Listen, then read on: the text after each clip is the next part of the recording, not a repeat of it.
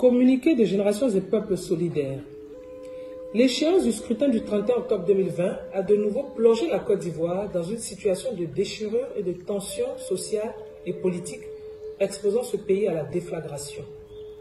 La Côte d'Ivoire ressort fortement fragilisée face aux fléaux actuels que sont la guerre civile, l'immigration massive de sa jeunesse et le terrorisme qui menace à ses portes. Les pays voisins que sont le Burkina, le Mali et le Niger en sont déjà victimes. Tout ceci compromet durablement tous les espoirs de voir notre pays s'acheminer vers la démocratie après la grave crise post-électorale qu'il a connue en 2010. En effet, de tous les avis, le contexte politique et sécuritaire qui a prévalu en amont comme en aval n'a pas permis d'organiser une élection présidentielle concurrentielle, compétitive et crédible. Pour rappel,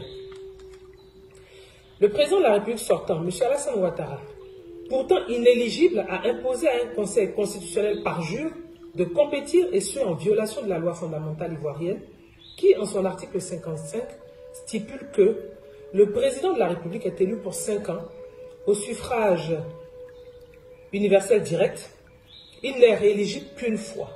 Comme on peut le constater, il n'y a pas d'interprétation possible, ni cas de force majeure admis comme exception à la règle érigée.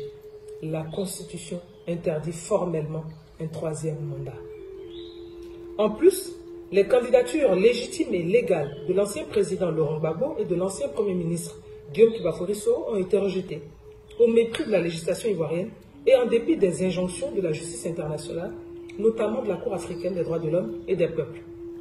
C'est au regard de cette forfaiture et refusant de la cautionner que le président Henri Konan Bédié et le Premier ministre Pascal Affi-N'Guessan se sont interdits de participer à la mascarade électorale et ce, en harmonie avec la Constitution ivoirienne.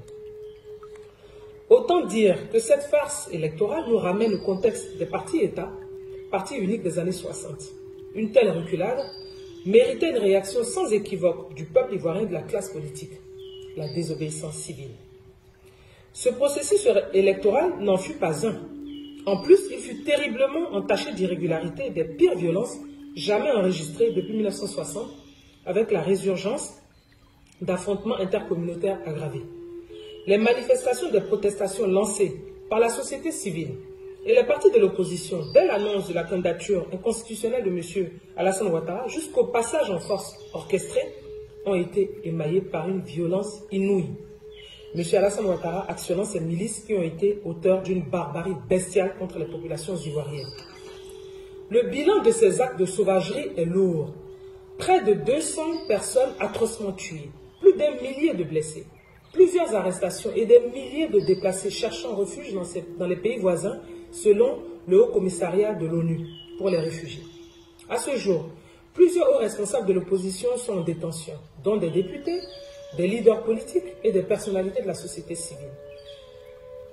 Malgré le règne de la terreur et les nombreuses violations des droits de l'homme observées, l'opposition politique en toute responsabilité affirme que le seul antidote à l'effondrement de l'État ivoirien demeure la démocratie et le respect strict de la Constitution.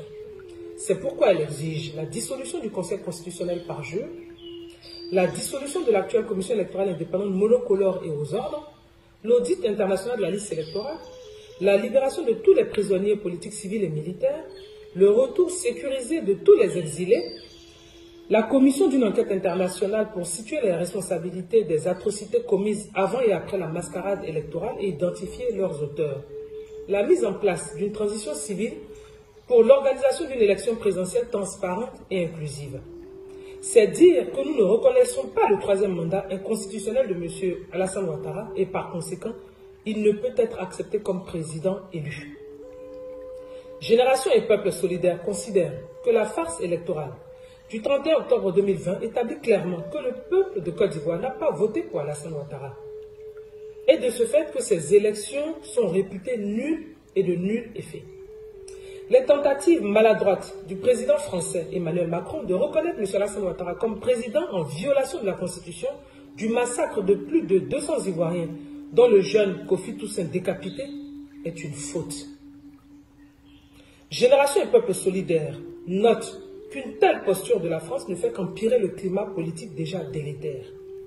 Génération et Peuple solidaires considère que le bradage économique au profit des multinationales françaises par M. Alassane Ouattara ne doit en aucun cas justifier son adoubement au détriment des nobles valeurs des droits de l'homme et de la démocratie.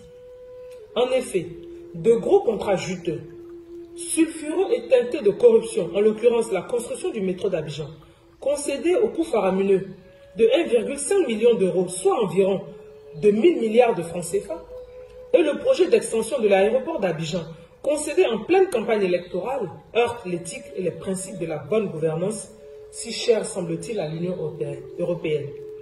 Ceci achève de convaincre les plus sceptiques, si besoin en était, qu'il y a une inversion de l'échelle des valeurs de la démocratie et les rend plus détestables. Génération des peuples solidaires dénonce de telles pratiques qui violent la loi Sapin en France, ainsi que les règles et pratiques de l'Union européenne. Génération des peuples solidaires appelle les juridictions internationales, notamment françaises, à se saisir de ces dossiers suscités.